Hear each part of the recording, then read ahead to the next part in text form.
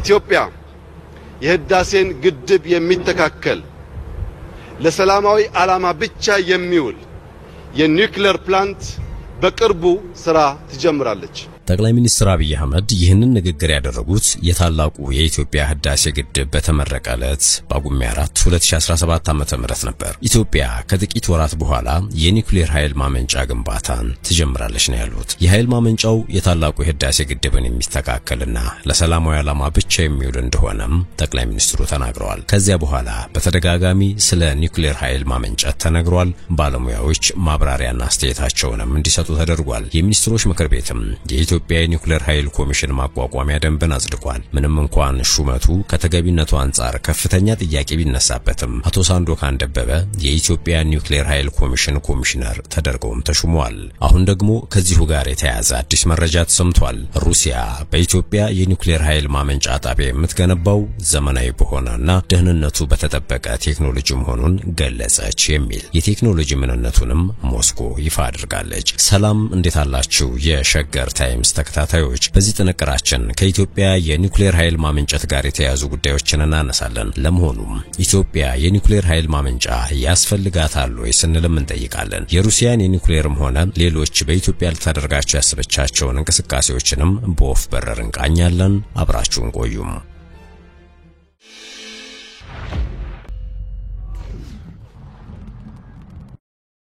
ጠቅላይ ሚኒስትር አብይ አህመድ በሚቀጥሉ 6 ዓመታት ሊሰሯቸው ያቀዷቸውን 30 ቢሊዮን ዶላር የሚጠይቁ ግዙፍ ፕሮጀክቶችን ይፋ ባደረጉበት ወቅት ከተጠቀሱት መካከል አንዱ የሆነው የኒውክሌር ኃይል ማመንጫ ነገር ከፍተኛ ትኩረት ተሰጥቶ እየተነሳ ነው። ምንም እንኳን የኒውክሌር ኃይል ማመንጫውን የመገንባት እቅድ ለኢትዮጵያ አዲስ ባይሆንም ከሰሞኑ ከፍተኛ ትኩረት የተሰጠው ሆኗል። የካቲት መጨረሻ 2010 ዓ.ም የጠቅላይ ሚኒስትር አብይ አህመድ መንግስት ወደ ስልጣን ከመምጣቱ ከአንድ ወር በፊት የሩሲያ የውጭ ጉዳይ ሚኒስትር ሰርጌይ ላቭሮቭ በኢትዮጵያ ጉብኝት ሲያደርጉ ከወቅቱ የውጭ ጉዳይ ሚኒስትር ወርቅነህ ገበየሁ ጋር በኒውክሌር መርሃ ግብርና በሌሎች ጉዳዮች ላይ መስማማታቸው ተዘግቦ ነበር። በ2011 ዓ.ም ደግሞ የሀገር ውስጥ መገናኛ ብዙሃን የኢኖቬሽንና ቴክኖሎጂ ሚኒስቴር ባለስልጣናትን ዋቢ አድርገው ኢትዮጵያ በሁለት ምዕራፍ የተከፈለ የኒውክሌር ኃይል ማዕከልና ማብላያ ጣቢያን ልትገነባ መሆኑን ዘግበው ነበር። የኒውክሌር ኃይል ማዕከልና ማብላያ ጉዳይ ከመጀመሪያው ጀምሮ የተያያዘው ከሩሲያ ጋር ነው። ለግብርናና ለጤና ዘርፎች ይሆናል የተባለውን የኒውክሌር ኃይል ማመንጫን ለመገንባት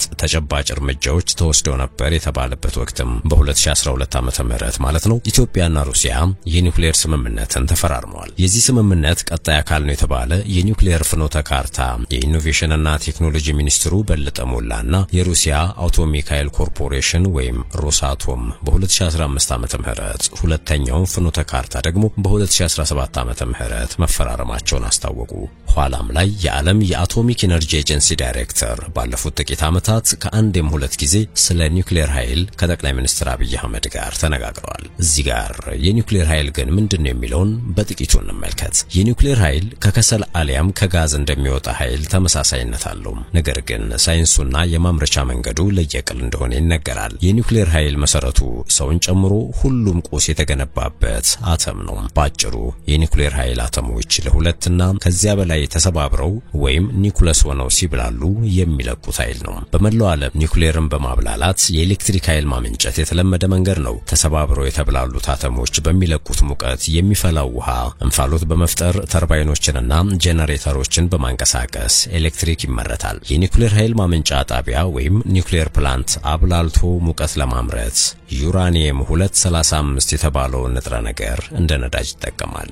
ለመሆኑ ኢትዮጵያ የኒውክሌር ኃይል ማመንጫ ያስፈልጋታል ወይ? ሌላኛው ጥያቄ ነው። የኒውክሌር ኃይል ለአዳጊ ሀገራት እድሎችንና ጉልህ ተግዳሮቶችን አካቶ የያዘ ነው። የኒውክሌር ኃይል ኢኮኖሚያዊ እድገትን ለመደገፍና ከካርቦን ነፃ የሆነ አስተማማኝ ኃይል ለማግኘት ይረዳል። ነገር ግን ማብላያውን ለመገንባት ከፍተኛ ወጪ ይጠይቃል። የህግ ማዕቀፎችን፣ ጥብቅ ጥንቃቄ እንዲሁም ትልቅና የተረጋጋ የኤሌክትሪክ መረቦችን ይፈልጋል። ስለ ኒውክሌር ኃይል ሲነሳ በአብዛኛው ከሰላማዊ ጠቀሜታው ይልቅ ይልቅ ለጦርነት የመዋሉ ጉዳይ ተደጋግሞ ይነሳል።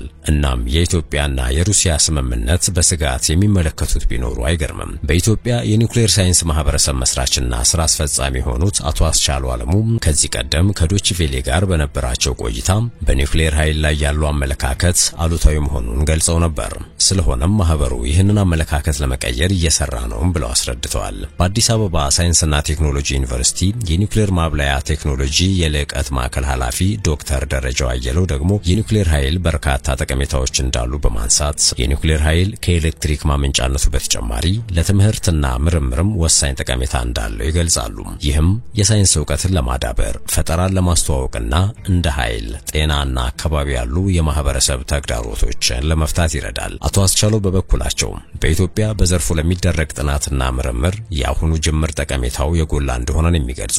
የኒውክሌር ነዳጅ ከፍተኛ የኃይል ጥንካሬ ያለው ነው። 1 ኪሎ ግራም ዩራኒየም በተመሳሳይ በድንጋይ ከሰል ከሚመረተው 20,000 እጥፍ የሚበልጥ ኃይል ማምረት እንደሚችል ይገልጻሉ ባለሙያዎች። ይህ የኃይል ግዝፈት ከቅሪተ አካል ነዳጆች ጋር ሲነጻጸር የነዳጅ ፍጆታ ድግግሞሽና መጠን ይቀንሳል። የኒውክሌር ኃይል ማመንጫዎች በሚሰሩበት ጊዜ አነስተኛ የሙቀት አማቂ ጋዞችን የሚያመነጩ በመሆናቸው ለአየር ንብረት ለውጥ አዎንታዊ አስተዋጽኦ እንዳለው ይነገራል።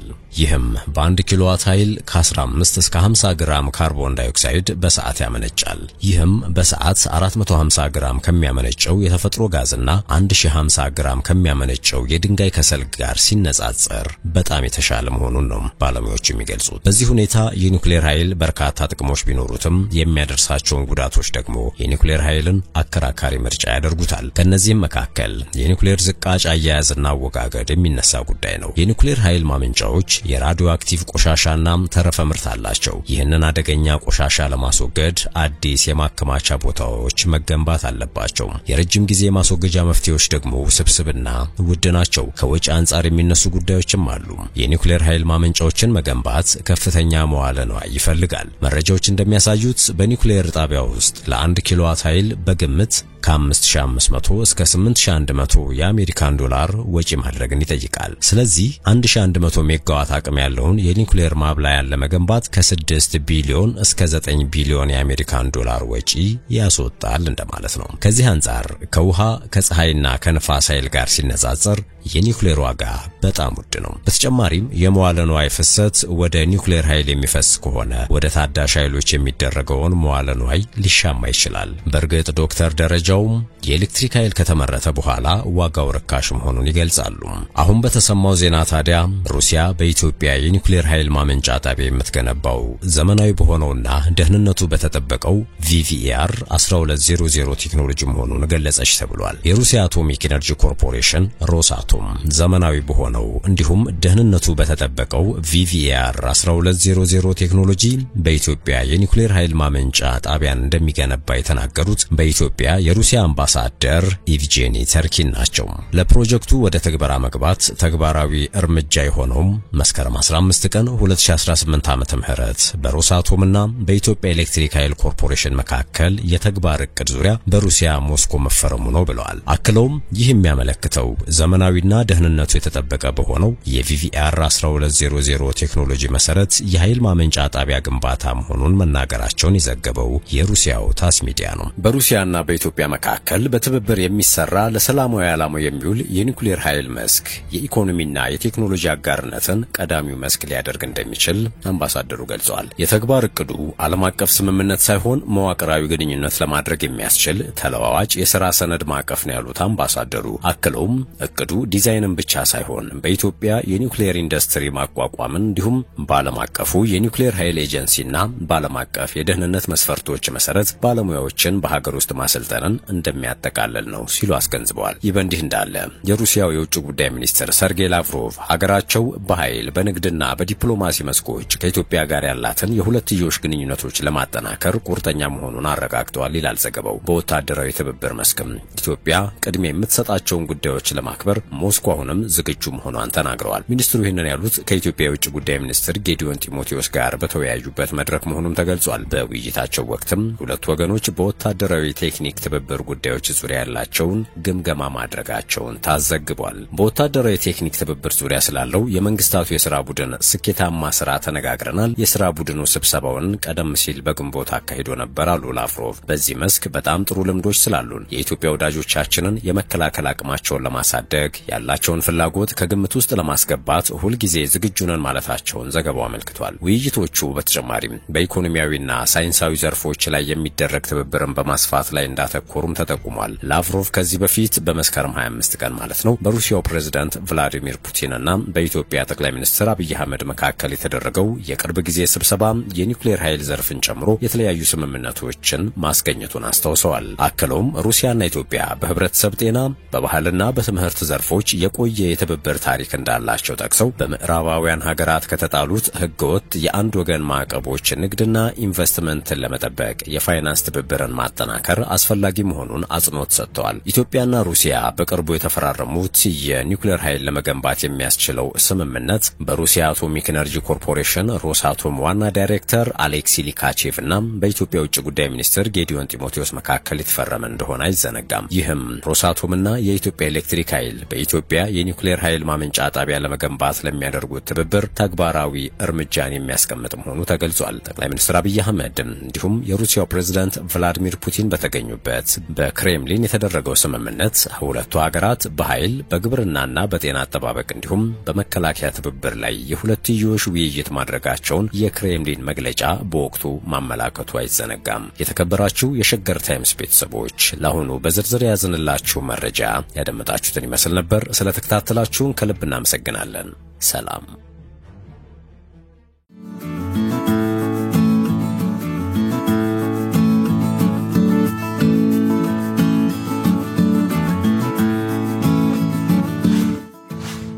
ሸገር ታይምስ ሚዲያን ሰብስክራይብ በማድረግና ደወሉን በመጫን ይከተሉን።